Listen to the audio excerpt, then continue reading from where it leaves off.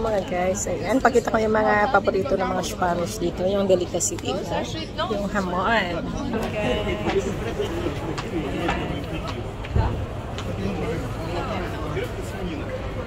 Ayan, yung patabi hamon. Wine.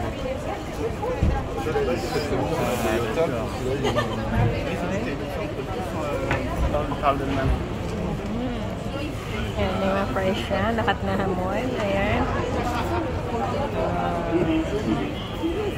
Tapos ni hamon. Ayan siya. May keso din. May bukadilyo rin sila dito. Ayan, may croissant.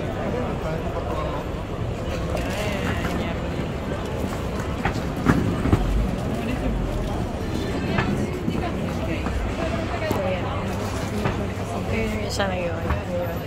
Pwede pang lagay yun sa monggo kung sa atin dyan sa Pilipinas. Monggo. Ito lentil. Ayan siya. So, ayan. Queso. So, ayan. Bye.